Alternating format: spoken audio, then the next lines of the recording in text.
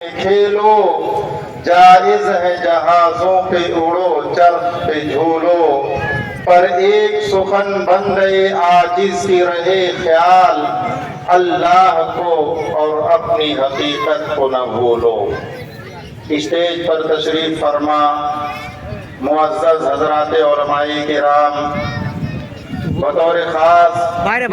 اس مدرسے اور ادارے کے سرپرست محتمم روح رواں حضرت مولانا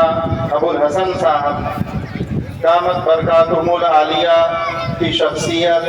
آپ حضرات کے لیے اللہ کی طرف سے ملنے والی ایک نعمت ہے۔ اسی طریقے سے اس پروگرام میں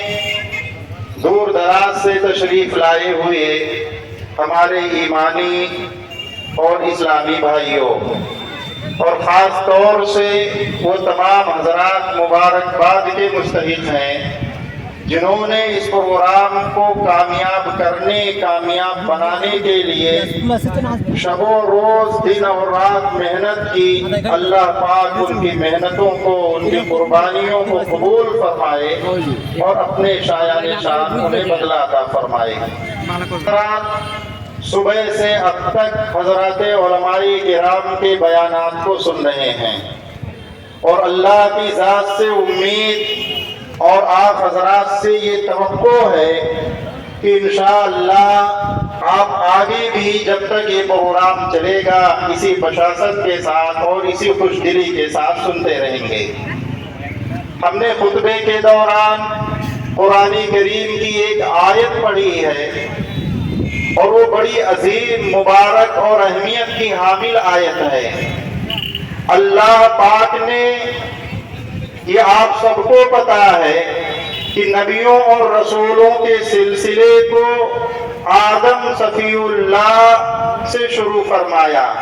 حضرت آدم علیہ نبینا علیہ السلام سے اللہ نے اس مبارک سلسلے کا آغاز فرمایا، اور اللہ نے نبی کریم جناب محمد الرسول اللہ صلی اللہ علیہ وسلم پر اس سلسلے کو ختم فرمایا۔ آپ اللہ کی طرف سے بھیجے گئے آخری نبی اور آخری رسول ہیں۔ امام الانبیاء کے بعد اللہ کی طرف سے نبوت اور رسالت کے منصب پر فائز ہو کر کے کوئی شخص نہیں آ سکتا ہے۔ جو بھی نبوت کا دعویٰ کرے گا، قرآن اور حدیث کی روشنی میں یہ بات کہی جا رہی ہے کہ وہ جھوٹا ہوگا، دجال ہوگا، کذاب ہوگا۔ بلکہ اللہ نے دنیا اور دنیا کی تمام چیزوں کو نبی کریم جناب محمد الرسول اللہ صلی اللہ علیہ وسلم کے صدقے طفیل میں بنایا۔ ایک حدیث جس کے الفاظ لولاک لما خلقت الافلاک، محدثین اس کے بارے میں لکھتے ہیں کہ اگرچہ اس کے الفاظ متکلم بھی ہیں، اس کے لفظوں پر کلام کیا گیا ہے، لیکن اس روایت سے جو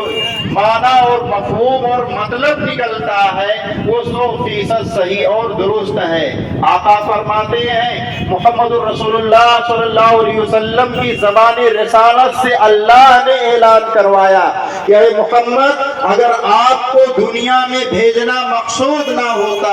اگر آپ کو نبی بنا کر کے دنیا میں بھیجنا نہ ہوتا تو میں نہ زمین کو بناتا، نہ آسمان کو بناتا، نہ سورج کو وجود بخشتا، نہ چاند کو پیدا فرماتا، نہ انسان ہوتے، نہ جنات ہوتے، نہ زمین ہوتی، نہ آسمان ہوتے، بلکہ یہ ساری کی ساری چیزیں جو ہم دیکھ رہے ہیں اس نبی امی جناب محمد الرسول اللہ صلی اللہ علیہ وسلم کے صدقے طفیل میں ہیں، جن کا نام نامی اسم گرامی محمد الرسول اللہ صلی اللہ علیہ وسلم ہے، جن کا نام سن کر کے ایک مسلمان عقیدت سے اپنے سر کو جھکا لیتا ہے، جن کا نام لیتے ہی ایک مسلمان عظمت اور محبت کے ساتھ نبی کے نام کے ساتھ صلاۃ و سلام کا نذرانہ پیش کرتا ہے۔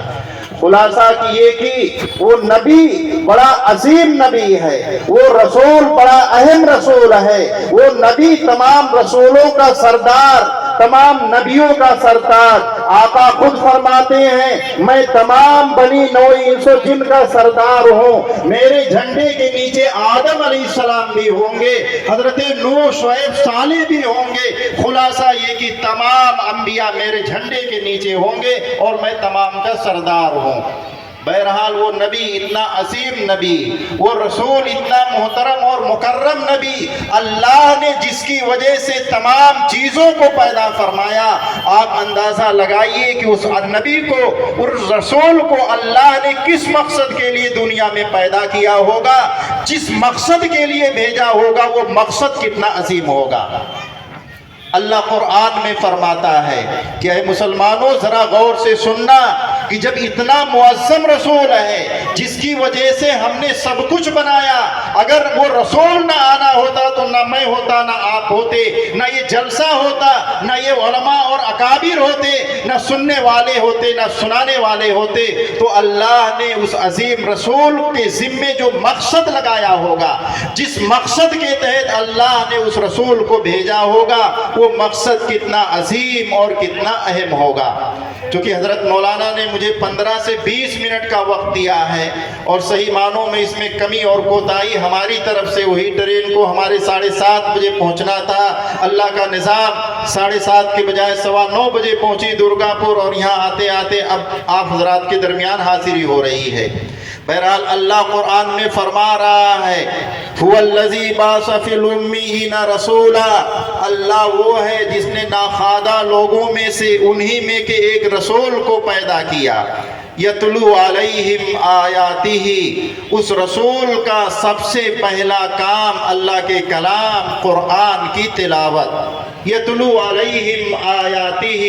ویزکیہم، اور اس ربی امی رسول صادق و مصدوق صلی اللہ علیہ وسلم کا دوسرا کام یہ ہوگا کہ ان کے ظاہر کی بھی وہ نبی اصلاح فرمائیں گے اور ان کے باطن کی بھی اصلاح فرمائیں گے۔ وَيُعَلِّمُهُمُ الْكِتَابَ وَالْحِكْمَةَ، اور وہ نبی مکرم قرآن اور حدیث کے معانی اور مطالب کی تشریح اور توضیح فرمائیں گے۔ گویا کہ نبی کریم صلی اللہ علیہ وسلم کو عبداللہ کے لخت جگر آمینہ کے نور نظر کو اللہ نے 3 بنیادی مقصد کے ساتھ اس دنیا میں مبعوث فرمایا۔ نبی کریم جناب محمد الرسول اللہ صلی اللہ علیہ وسلم فرماتے ہیں کہ اے لوگو، میں تمہیں اپنے معاملے کی خبر دوں، اللہ نے مجھ کو خاتم النبیین اس وقت بنا دیا تھا جب حضرت آدم علیہ السلام کو اللہ نے پیدا بھی نہ فرمایا تھا اور حضرت آدم کا خمیر بھی تیار نہیں ہوا تھا، اور میں اس طور پر ہوں کہ حضرت ابراہیم علیہ السلام کی دعا، ابن مریم کی بشارت اور اپنی والدہ کے اچھے اور سچے خواب کی تعبیر ہوں۔ چنانچہ آپ قرآن کا مطالعہ کریں، حدیث حضرات علماء سے معلوم کریں، آپ اس نتیجے پر پہنچیں گے کہ حضرت ابراہیم علیہ السلام نے نبی کریم صلی اللہ علیہ وسلم کے تعلق سے اللہ سے دعا فرمائی تھی کہ اے اللہ ان میں ایک رسول بھیج، اس رسول کا بنیادی کام یتلو علیہم آیاتی، اللہ کے کلام قرآن کی تلاوت ہو۔ چنانچہ نبی کریم صلی اللہ علیہ وسلم پر غار حرا کے اندر سب سے پہلا اللہ کا پیغام، اللہ کا کلام، اقرأ بسم ربک الذی خلق، میں تفصیل میں نہیں جانا چاہتا ہوں، یہ حضرات علماء کرام جن کی آپ مادری زبان بھی سمجھتے ہیں، جو آپ سے اپنی مادری زبان میں گفتگو بھی کرتے رہتے ہیں اور آج بھی کریں گے، بہرحال آقا کو اللہ نے فرمایا اقرأ بسم ربک الذی خلق، اے محمد آپ پڑھیے اللہ کے نام سے، اقرأ تعلیم، آپ پڑھیے، تعلیم حاصل کیجئے، آپ قرآن کو پڑھیے، قرآن کو پڑھائیے۔ چنانچہ یتلو علیہم آیاتی، اس نبی مکرم کا سب سے پہلا کام یہ ہوگا کہ اللہ کے کلام کی تلاوت کرے گا۔ پتہ یہ چلا یہ قرآن اللہ کا کلام ہے، اس کلام الہی کے الفاظ کو پڑھنا یہ بھی کار خیر ہے۔ اگر کوئی شخص معانی نہیں سمجھتا ہے اللہ نے اس پیغام کے اندر، قرآن کے اندر کیا پیغام دیا ہے، صرف الفاظ پڑھ لیتا ہے تو وہ بھی پڑھنا اس کا فائدے سے خالی نہیں ہوگا۔ یتلو علیہم آیاتی، اس لیے کہ تلاوت الفاظ کی جاتی ہے، معانی کی تلاوت نہیں کی جاتی ہے۔ معانی تفاسیر کے اندر آتے ہیں، ترجمے کے اندر آتے ہیں۔ اللہ نے کیا پیغام دیا ہے اس کے اندر معانی کی وضاحت کی جاتی ہے، تفسیروں میں پیغام کو بتایا جاتا ہے۔ خلاصہ یہ کہ